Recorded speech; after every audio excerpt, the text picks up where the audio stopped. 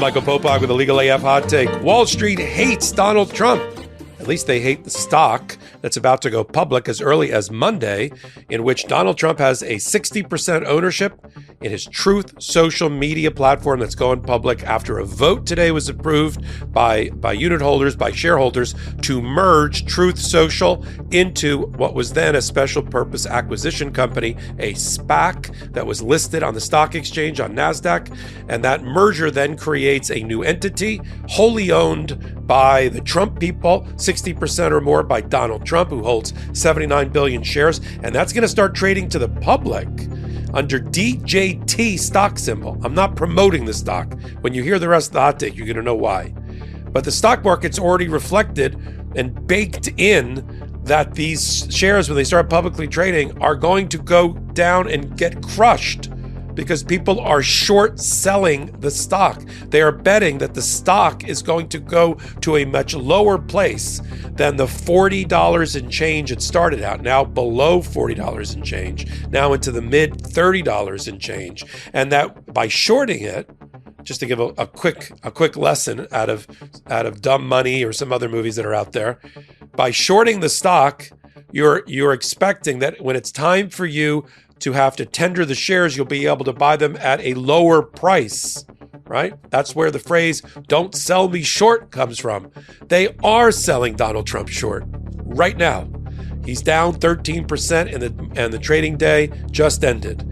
When they open on Monday, I expect it to go even lower. Why? Because as I've said in a prior hot take, this is not even a meme stock.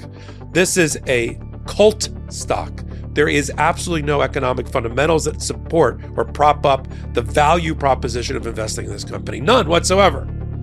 The company called Truth Social has just a measly 9 million subscribers, free, apparently. 9 million. Just to show you, by contrast, Facebook Meta has 3 billion.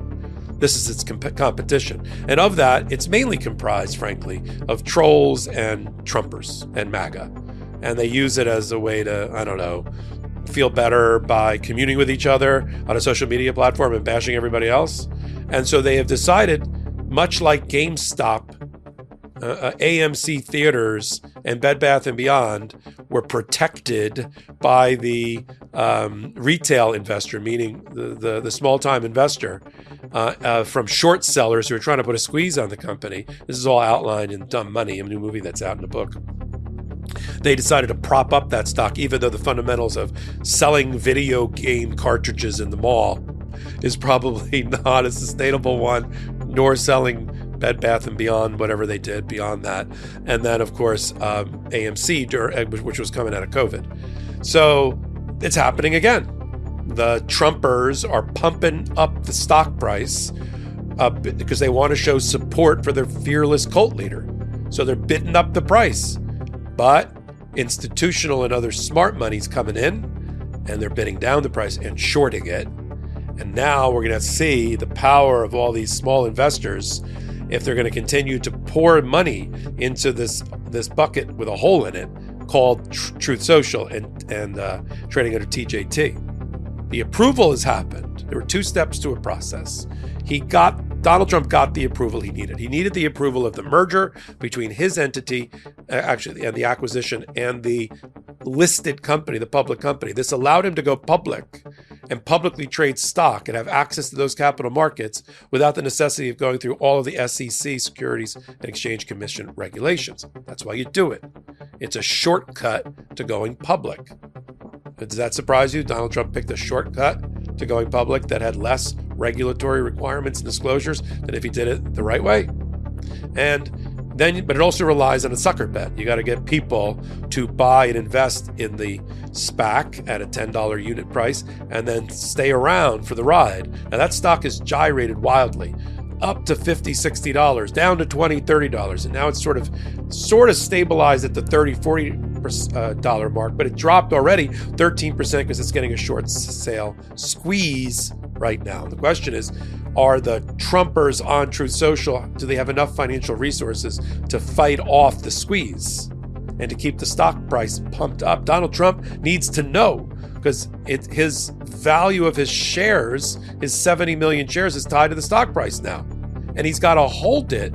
There's a lockup for 6 months. He can't sell for 6 months unless he gets the shareholders, of which he's in the majority position, to approve letting him sell his shares early, and that's likely, or allow him to use it as collateral for a loan, which is what sort of like Elon Musk did when he needed more money when he wanted to buy Twitter. Pledged his stock as an asset or collateral. So we've got the approval. That's now happened. We'll wait for the next voter issue, which is going to be allowing Donald Trump to sell. And then once he sells, it just crushes the stock. You think the short sale squeeze at 13% is gonna bring this company low? Wait till Donald Trump sells. Wait till he sells. And everybody knows why he needs it, right? He's auctioning himself off a piece at a time to anybody that has money, including foreign powers. He's compromised. He's compromised economically. I almost said ethically. We already know that.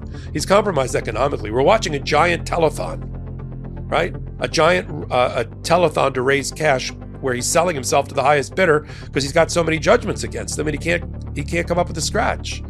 This was his life raft. This was his life preserver in the Truth Social stock ownership point. He got the approval he needed today. But now he's getting squeezed by people who know what they're doing, which they're looking at the fundamentals of a company that lost $50 million on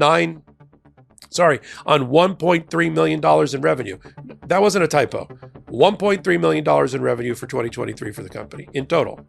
They lost $50 million, right? Another genius example of Donald Trump's abilities as a business person, right? It's a tremendous... As I joked in prior podcasts and hot takes, he's the only person in the world that's ever lost money owning a casino where you print money and the odds are totally in favor of the house. But he found a way to go bankrupt running a casino. You can count on like 2 fingers the people in the world that have ever done that. So the same thing's going to happen here, except he's going to crush mom and pop investor, the MAGA. It's going to be MAGA tears in your cup, as we like to say on the Midas Touch Network. Because they're going to get crushed. It's already started. Wall Street hates Donald Trump because they don't like, I'll tell you what Wall Street doesn't like, having served a little time on Wall Street. They don't like surprises. They don't like a lack of consistency. They don't like a company that has fraudulent returns and fraudulent financial statements. They don't, it sounds obvious, but I'll just say it out loud. They don't like a leadership who's ethically and business ethically challenged, with no continuity plan and a likely improper set of lack of controls and lack of compliance. Wall Street hates that, and they hate predictions that miss their mark about revenue and expenses. And so they're going to hate Trump's Truth Social. It's already started. I'm reporting on it here. And we'll continue to report on it because it's important. These are the potential lifelines to Donald Trump, but you can see already how they're going to get tangled up and he's going to fail. And the question is, it's a race, right? We're watching a major bailout attempt here. It's a race. Donald Trump is trying to break the tape and win the race on November the 5th to cure his criminality indictment problem and trial problem and to cure his financial problem. I mean, for people to think that Donald Trump's not going to make any money if he ever returns to the White House, think again. There's reporting out there that Ivanka and Jared made $640 million while they were in the White House. So Donald Trump is going to make a shit ton, sorry, that's a legal term, of money while he's in the White House. So we're watching a bailout in slow motion. And the question is the majority of the electoral voters of America going to allow him to get that bailout? And we're watching this sort of public immolation of Donald Trump and public flagellation, although that's giving him too much credit. He has to have a conscience and not be a sociopath in order to flagellate. I don't have money. I can't get money. Banks won't lend me money. Bond companies won't lend me money. Insurance companies won't lend me money. My children won't lend me money. I'm up for sale. That's what we're watching. And now we're watching people who really know what they're doing on Wall Street and the financial markets responding and taking advantage of a compromised presidential candidate. That's what we're watching. And that's the person that people are considering, at least on one side of the aisle, and sending back to the White House. It is Monday, the 25th of March of 2024, and you are in West Coast Cookbook and Speakeasy. I am your chef de cuisine, Justice Putnam. Gunner, the English bulldog, is our snoozing sous chef. Precious, the little Yorkie, is a little bit under the weather, so she would normally be seating you directly for our especially special daily special River City Hash Mondays. But we're just going to let her rest and continue on this fabulous River City Hash Mondays because, well, it's been a weekend, hasn't it? Yes, it has. And hash, you know, what you do with, well, let's just be clear.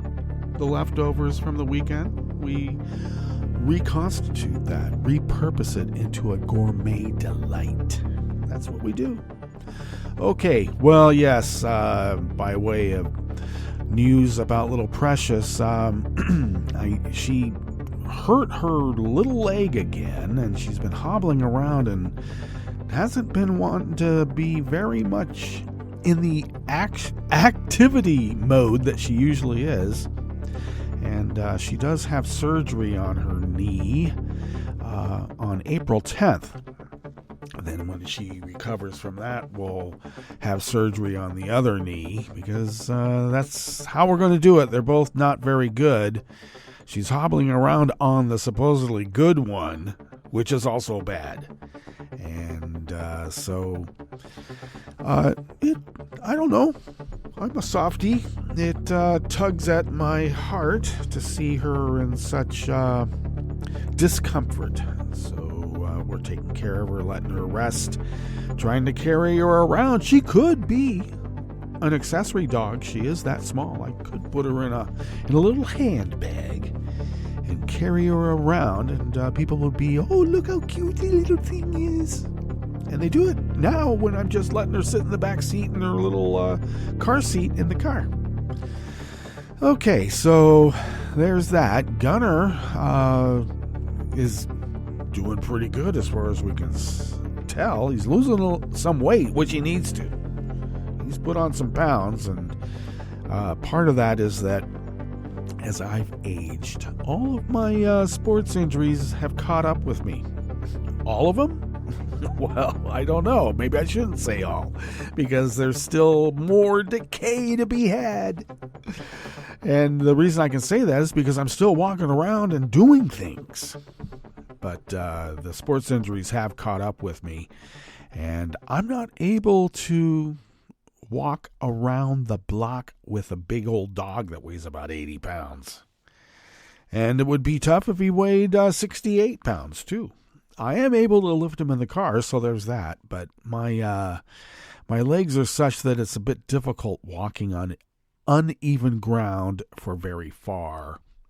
And if I bounce bone against bone, which can happen, because I have that, they took out the meniscus. Why? Because that's what they did back in the day.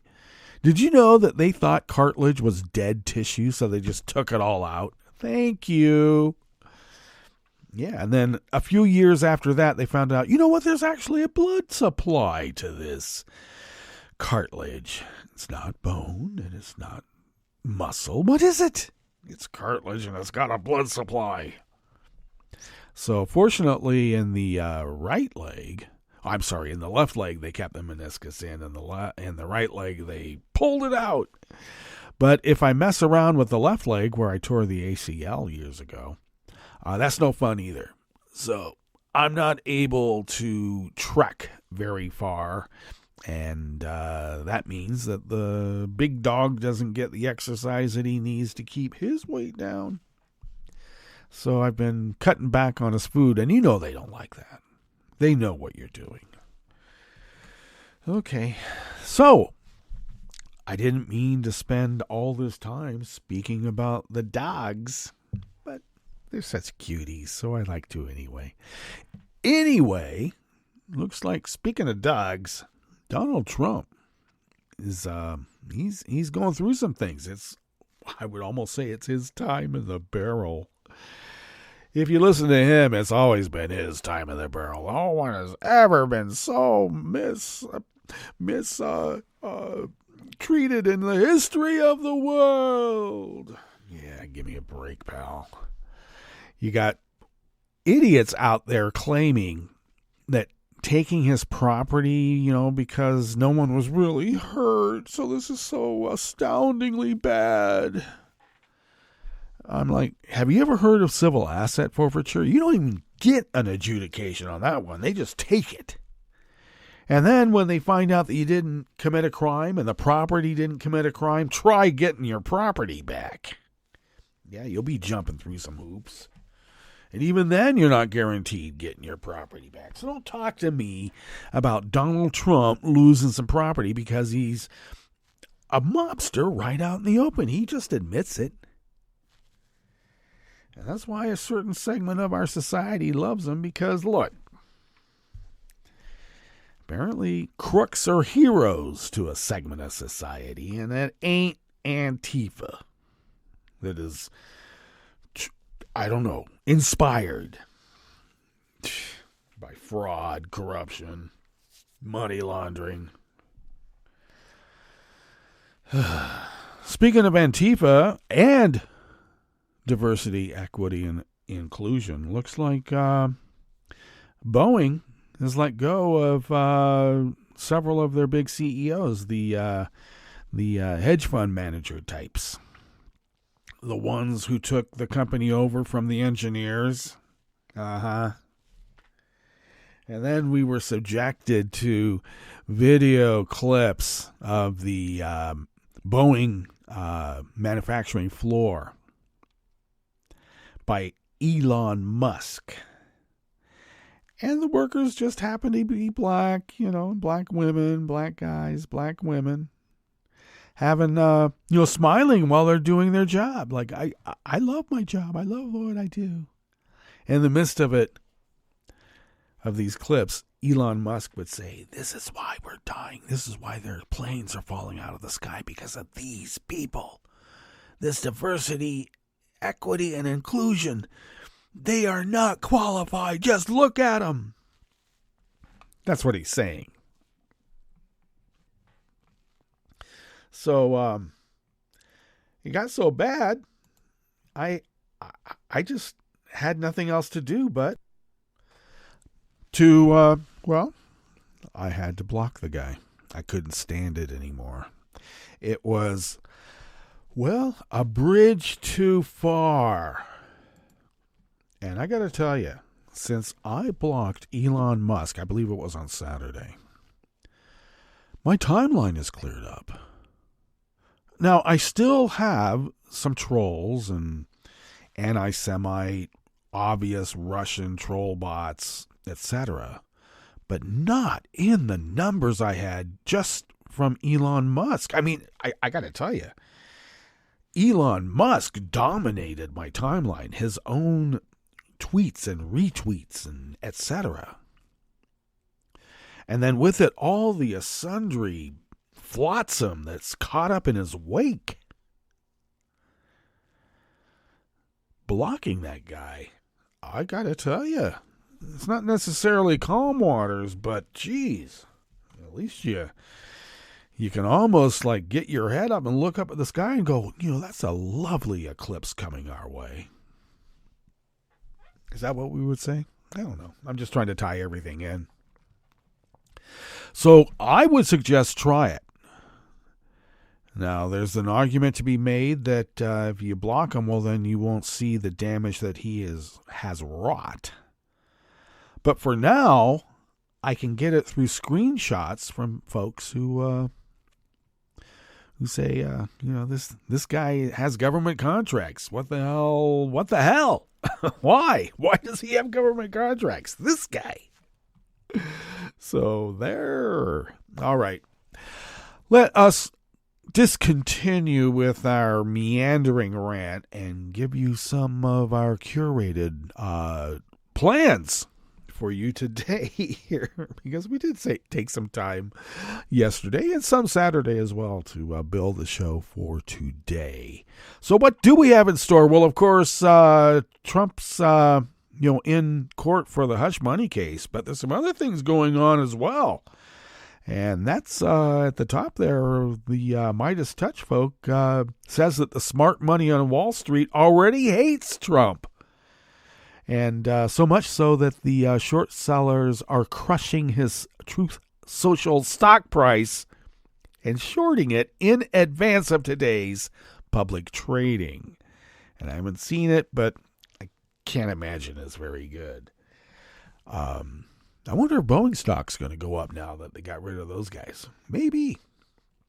On the rest of the menu, a scheduled drag queen story hour at a Lancaster, Pennsylvania library was canceled after a suspicious package was found in the building. And this is after lots of threats and worse. Months after his disputed one-vote victory in a Louisiana sheriff's race was tossed by a court, a black career law enforcement officer was decisively elected on his second try. And we reported on this first go-around with this fellow. Good for him. And the Wyoming Republican governor vetoed a bill that would have allowed people to carry concealed guns in public schools and government buildings. I guess he's going to go through a recall now. After the break, we move to the chef's table, where a Spanish judge opened an investigation into fraud and false documentation against the partner of Madrid's powerful right-wing regional president. And with just weeks until the general election, supporters of an anti-corruption crusader and one of India's most consequential politicians of the past decade in opposition to Modi held protests against his arrest. All that and more on West Coast Cookbook and Speakeasy. Bon appetit.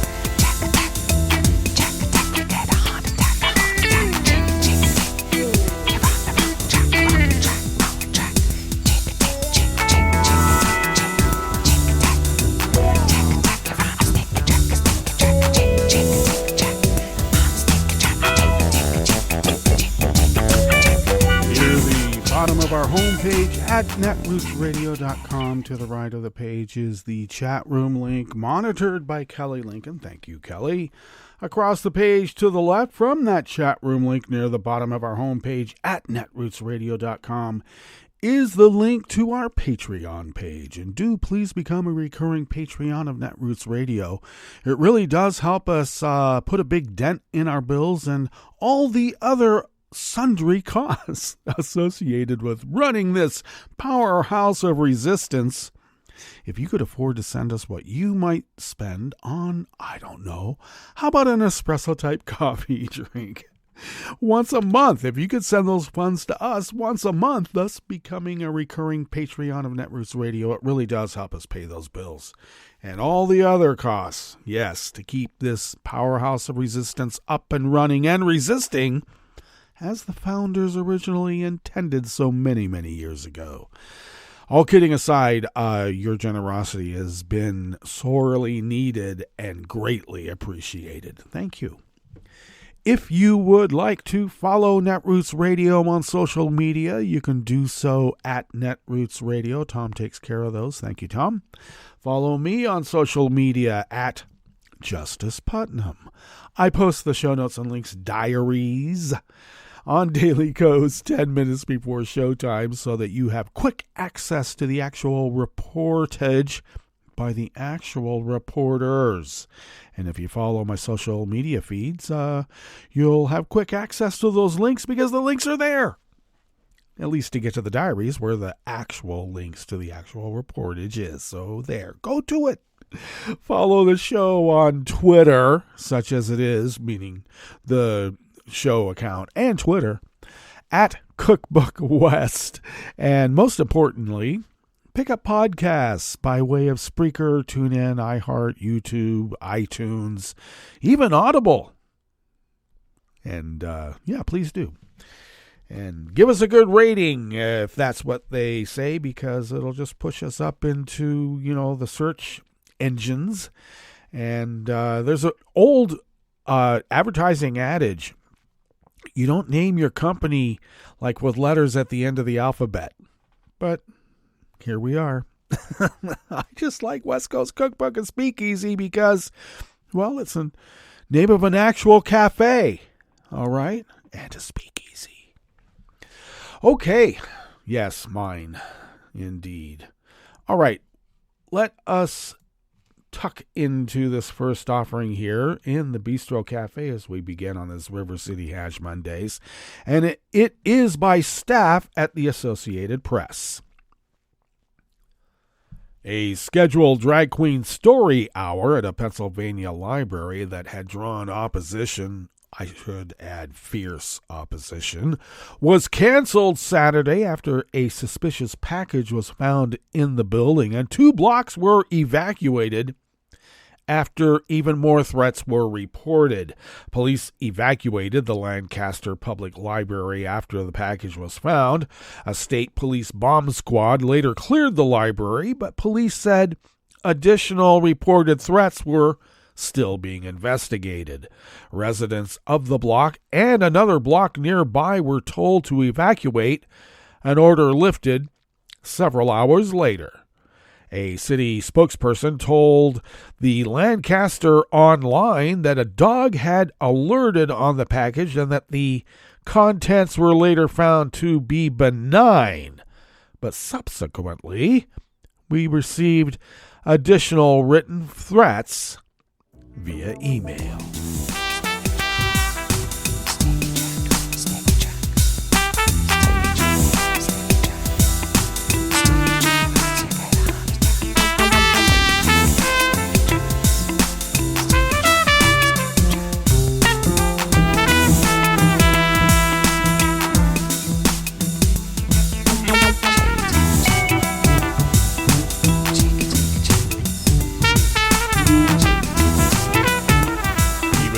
Staff at the Associated Press brings us this next offering here in the Bistro Cafe of West Coast Cookbook and Speakeasy, River City Hash Mondays. Months after his disputed one-vote victory in a Louisiana sheriff's race was tossed by a court, a career law enforcement officer, was decisively elected on his second try on Saturday.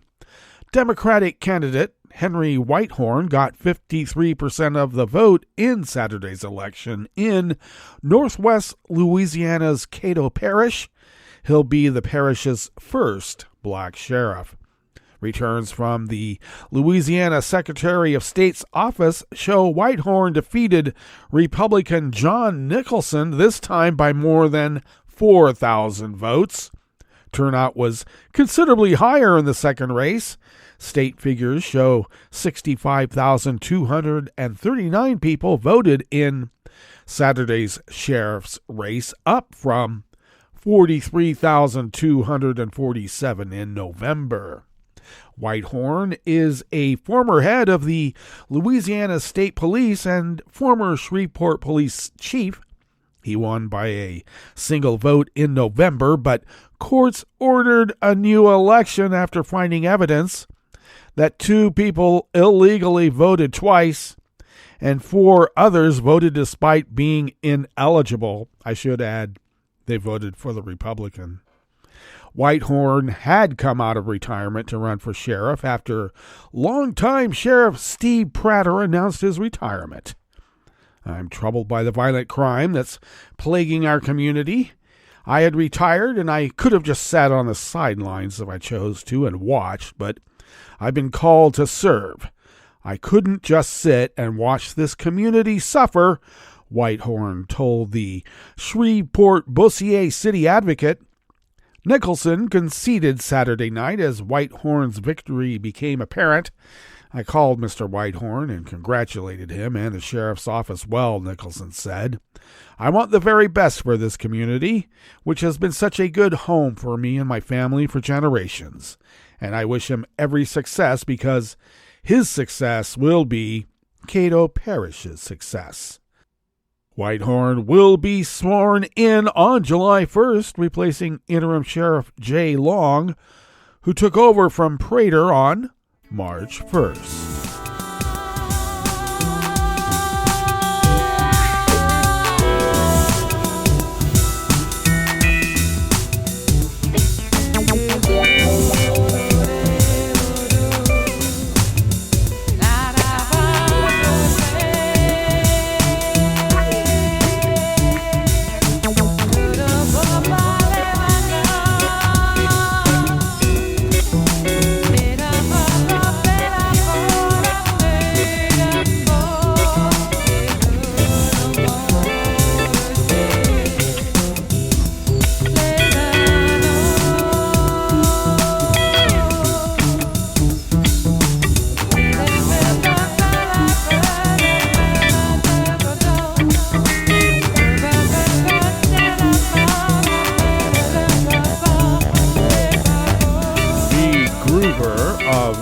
Associated Press brings us this final offering here in the Bistro Cafe part of West Coast Cookbook and Speakeasy.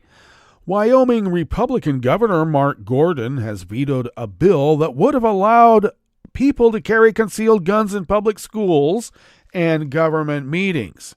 In his veto letter on Friday night, Gordon said he had concerns the bill would exceed the separation of powers provision in the state constitution, since any policy, further regulation, or clarification of the law could only be implemented by the legislature. It would have required each state facility, including the University of Wyoming, the Wyoming State Hospital, and the Wyoming Boys School, to seek legislative approval to restrict carrying firearms. The bill erodes historic local control norms by giving sole authority to the legislature to micromanage a constitutionally protected right, Gordon wrote. Any clarification of the law, if this bill were enacted, would augment the legislature's reach into local firearms regulation. Under the bill, open carry of firearms would still have been prohibited in schools and government meetings, and K through 12 students would not have been allowed to have guns at school. Well, that's nice. Guns would still have been banned in jails. Well, you would hope so. Courts, well, geez, police stations and hospitals, and on private property if that was the owner's wish.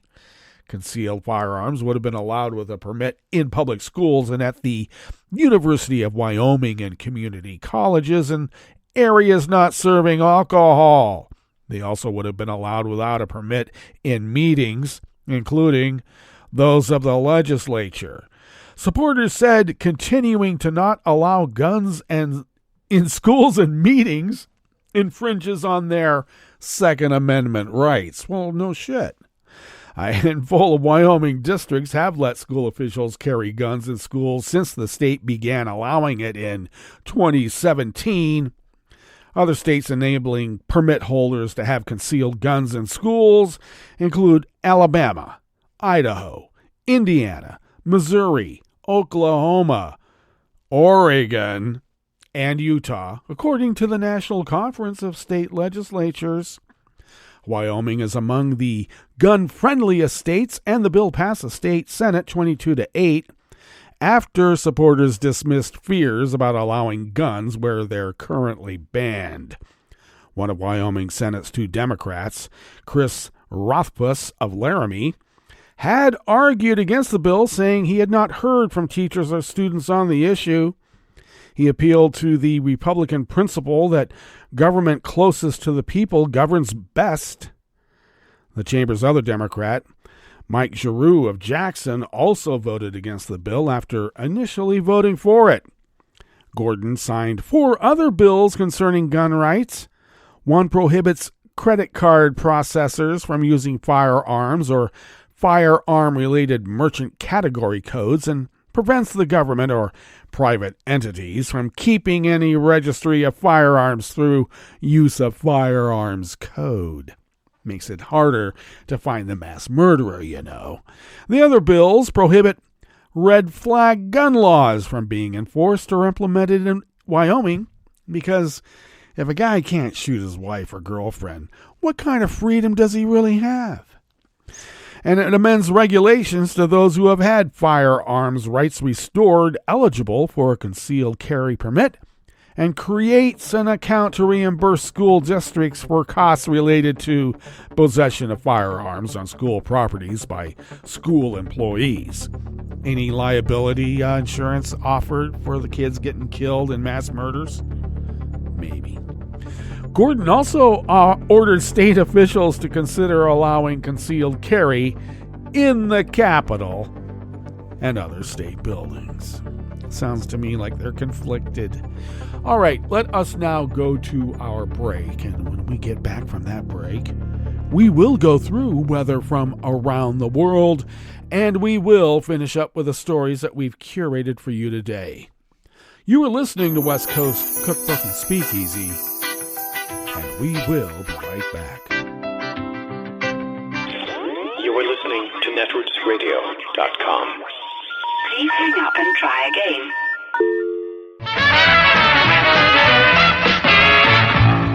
From a point at sea to the circles of your mind, a new force is at work for planetary transformation.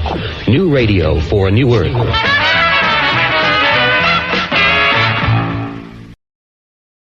This is Take Two Movie Review. I'm Clinton Johnston. This week, That Kind of Movie. Although I rarely get to enjoy films with strong visual storytelling as opposed to just strong visual presentation, which is nice, it's even rarer that I get to see filmmakers weaving a visually and conceptually layered tale. Enter Love Lies Bleeding. We start with a drone shot of the starry night sky, and then we drop into The Crater, a small warehouse gym in southern New Mexico in the early 80s. People working out, getting stronger, and then cut to our protagonist elbow deep in human sewage in a cramped bathroom stall manually unclogging a toilet. We've hit bottom, and now we know about Lou. Her life is figuratively and literally in the crapper. It's that kind of film. We've also just been introduced to a couple of its main motifs. One, bodies. Not just the traditional cinematic voyeuristic appreciation of the external body, but how we stress them and modify them, and soon what we put into them and what we excrete, both intentionally and and later on, enhancements. Houses for sleeping out, cars for walking, guns for fist, steroids for working out. Enhancements which quickly lead us to situations beyond our ability to manage. 2.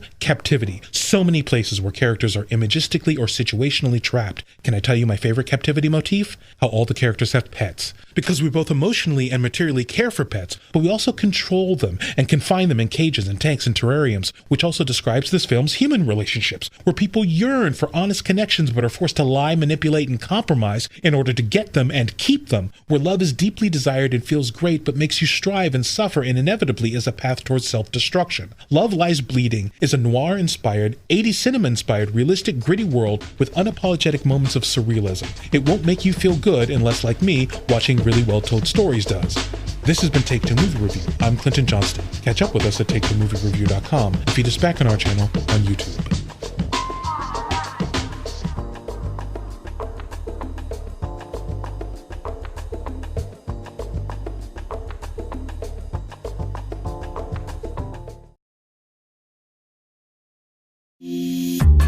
This program is presented by the Centers for Disease Control and Prevention.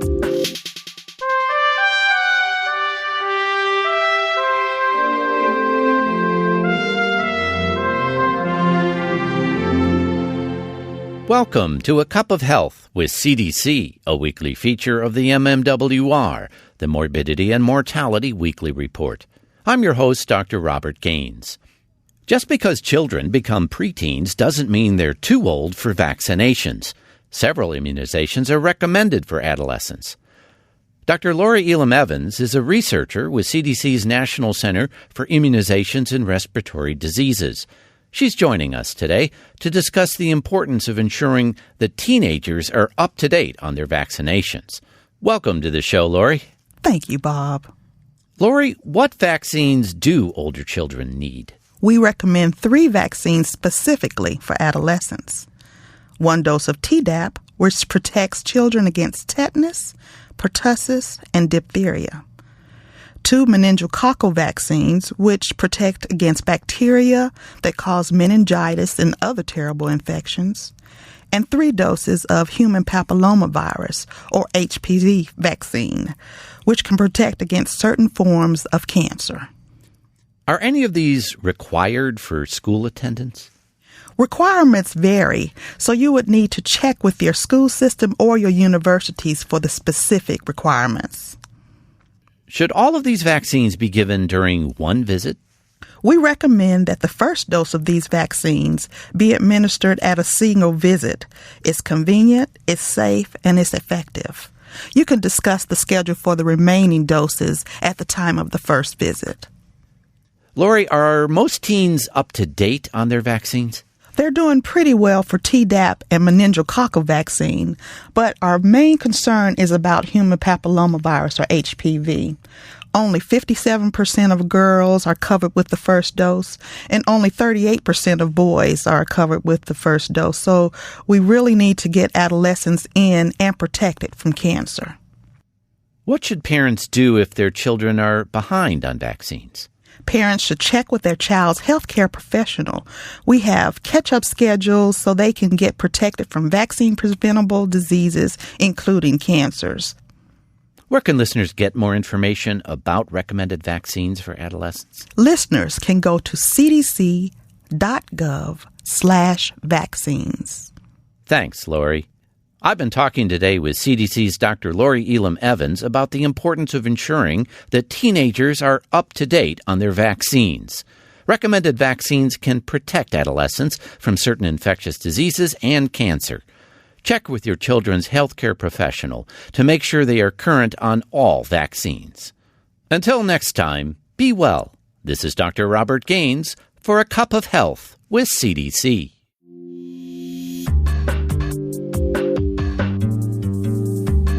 For the most accurate health information, visit www.cdc.gov or call 1-800-CDC-INFO. We're the Goo Goo Dolls. We're fortunate that our daughters have what they need to grow and learn. But that isn't the case for nearly 13 million kids in the U.S. that struggle with hunger. Childhood hunger is a heartbreaking reality that Feeding America is working to change. Each year, the Feeding America network of food banks rescues billions of pounds of good food that would have gone to waste and provides it to families and children in need. You can help kids in need in your community by visiting feedingamerica.org. Brought to you by Feeding America and the Ad Council. This is the story of a very special woman. In a matter of seconds, she turned herself into a great mathematician or an entrepreneur. Her knowledge was limitless and still is. She could also make monsters disappear, especially those that lurked in the shadows under the bed. Once, this woman put back together a teenage girl's broken heart, which had been shattered in 1,000 pieces, just by giving her a bear hug. She masqueraded as a regular person at work, but as a superhero at home. Everyone knows her as Gabriella. I still call her Mom. Your hero needs you now, and AARP is here to help. Find the care guides you need to help, complete with tips and resources at aarp.org/caregiving.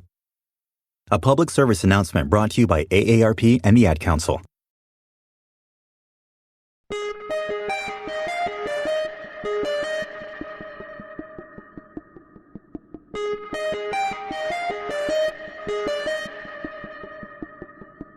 Hi, I'm Tom Hartman, and since you're listening to netrootsradio.com, show your progressive side and go to the donate button on the bottom of the homepage. It's progressives like you who power Netroots Radio and keep the progressive message beaming everywhere 24 hours a day.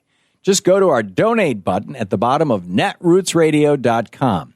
Thank you for keeping progressive radio at full power.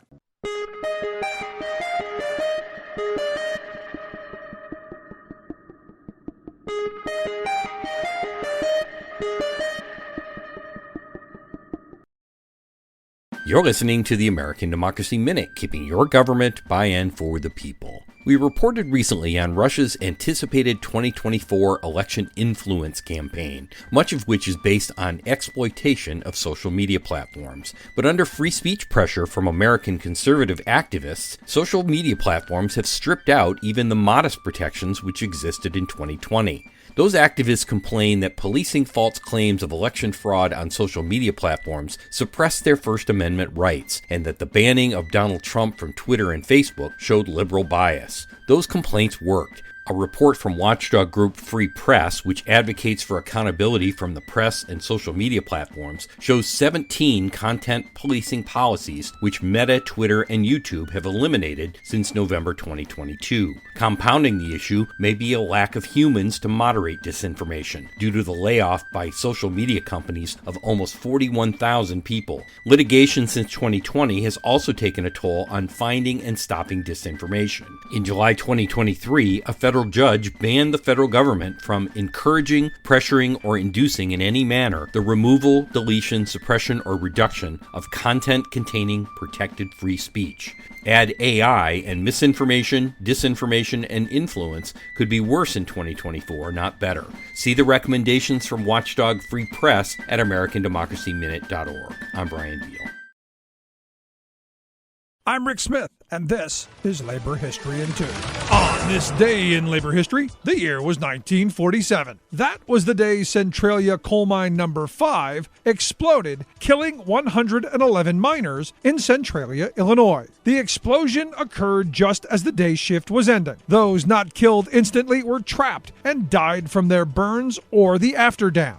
Words scrawled on the wall of the mine read, "Look in our pockets. We all have notes. Please give them to our wives." State inspectors had been forewarning mine owners about the dangers of accumulated combustible coal dust for years before the explosion, but were ignored. Illinois Mine Inspector Driscoll Scanlon had been filing reports since 1942 about deteriorating conditions. The demand for coal during wartime had increased production at the expense of safety. In the aftermath of the explosion, John L. Lewis, president of the United Mine Workers of America, called a work stoppage in memory of the dead miners. He also held Secretary of the Interior Julius Krug guilty of criminal negligence. Lewis accused Krug of having failed to enforce existing mine regulations.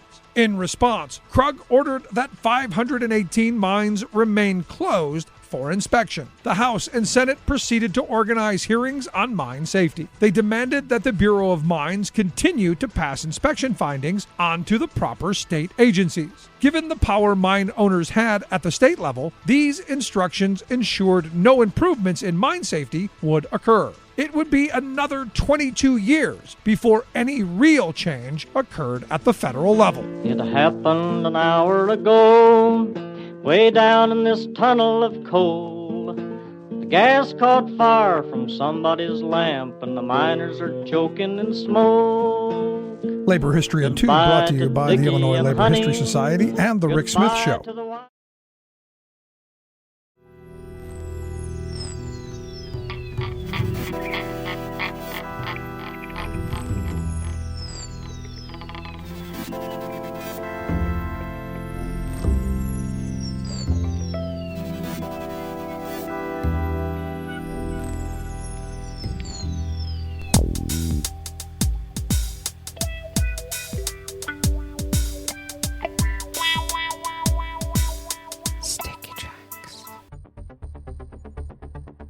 Thank you for accompanying us here to the Chef's Table at West Coast Cookbook and Speakeasy, River City Hash Mondays.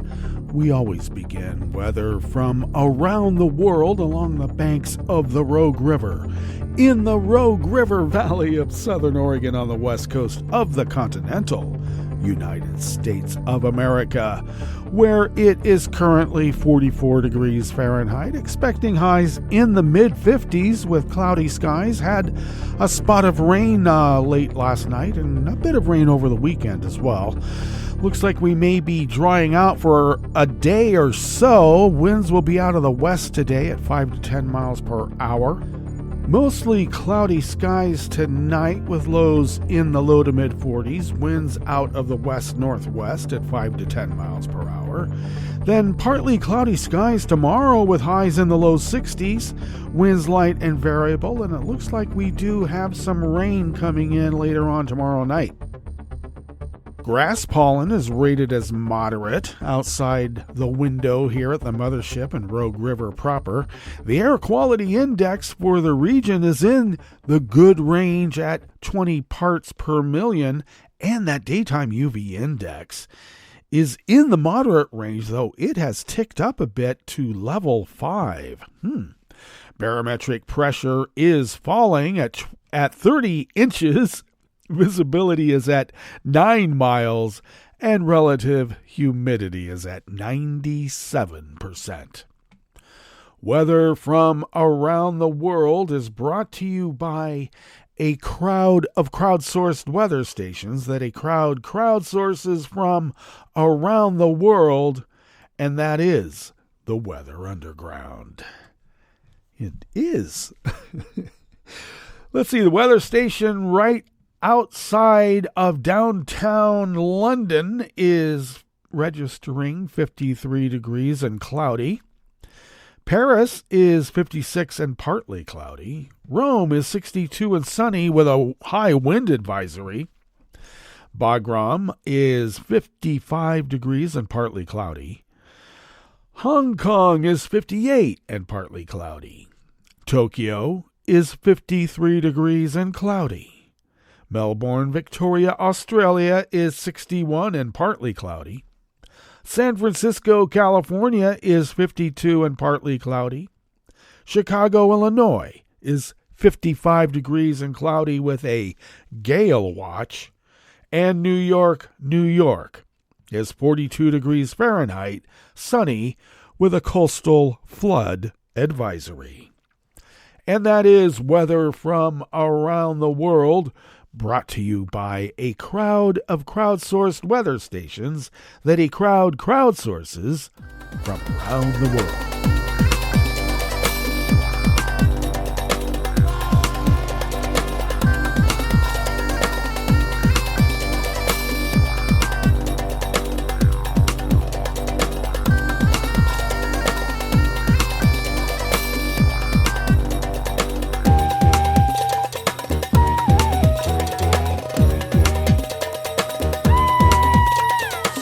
Giles at the World Desk of the Associated Press brings us this first amuse-bouche. here at the Chef's Table at West Coast Cookbook and Speakeasy. A Spanish judge has opened an investigation into fraud and false documentation against the partner of Madrid's powerful right-wing regional president, Isabel Díaz Ayuso, who has recently faced a wave of calls to resign over several controversies. The move is certain to put more pressure on her party, Spain's main conservative opposition Population Party, to take action against her. Ayuso, who is seen as a possible future party leader and prime ministerial candidate, has come under fire in recent months on several fronts. Last week, news reports said the Spanish tax office was investigating accusations of tax fraud against her partner, Alberto González Amador. His enrichment, alleged, thanks to his connections with Ayuso, has led opposition parties to call for her immediate resignation. Ayuso, who was visiting Chile on Friday, has hit back, denying the allegations and saying they were part of an orchestrated opposition campaign to try to halt her political rise and take focus off a major scandal affecting the ruling Socialist Party. Oh, really? Ayuso also claims that while she lives in her partner's luxury Madrid apartment, his financial dealings have nothing to do with her. The court move against González Amador and 4 other partners was sparked by a prosecutor's probe into tax fraud of some $380,000 U.S. following Treasury inspections. Several hundred people gathered outside the Popular Party's headquarters in Madrid to demand Ayuso's dismissal, the first demonstration against her. The party so far has defended her.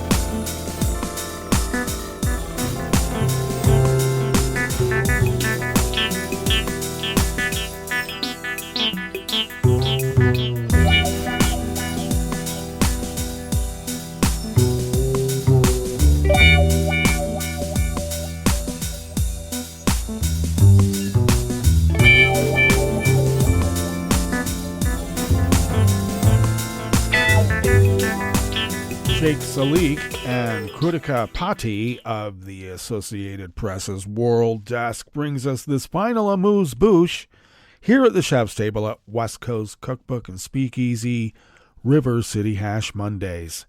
Supporters of an anti-corruption crusader and one of India's most consequential politicians of the past decade held protests against his arrest, which opposition parties say is a crackdown by Prime Minister Modi's government before national elections. Arvind Kejriwal, who is New Delhi's top elected official, was arrested on Thursday night by the Federal Enforcement Directorate, which is controlled by Modi's government. The agency accused his party and ministers of accepting the equivalent of $12 million U.S. in bribes from liquor contractors nearly 2 years ago. Kejriwal's Aam Adami Party, or Common People's Party, denied the accusations and said they were fabricated.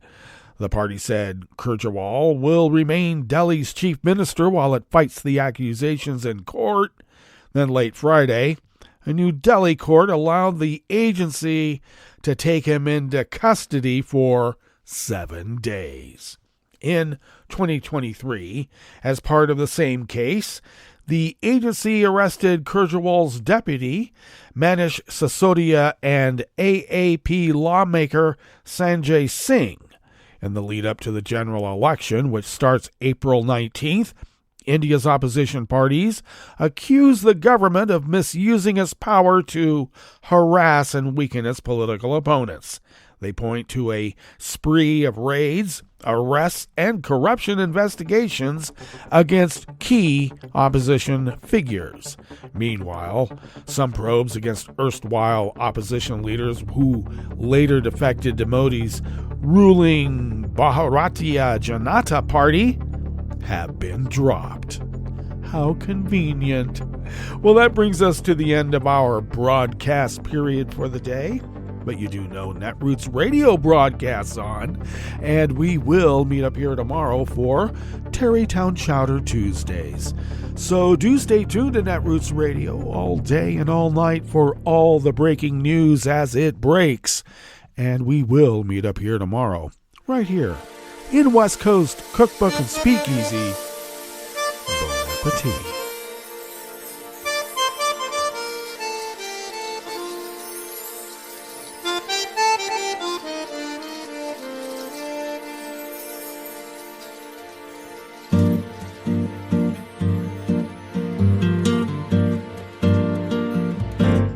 Je voudrais du soleil vert, des dentelles et des théières, des photos de bord de mer, dans mon jardin d'hiver.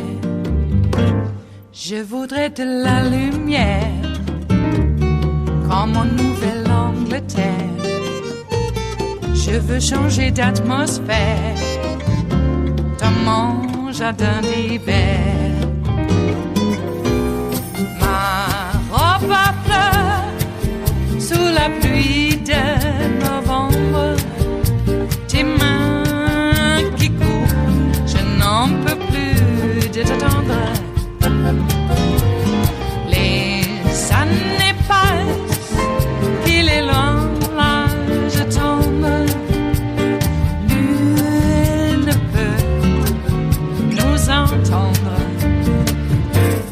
Je voudrais du Fred Astaire, revoir un latte Goël.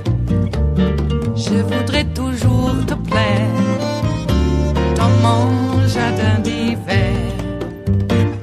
Je veux déjeuner par terre, comme au long de golfe clair, t'embrasser les yeux ouverts dans mon jardin d'hiver.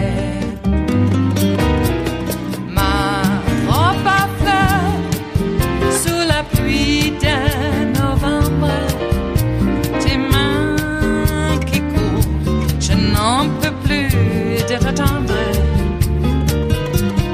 Les années passent, il est loin, l'âge tombe. Nul ne peut nous entendre. Ba-da-da-dum-di-da-dum. Ba-da-da-dum-di-da-dum. Ba-da-da-dum-di-da-dum.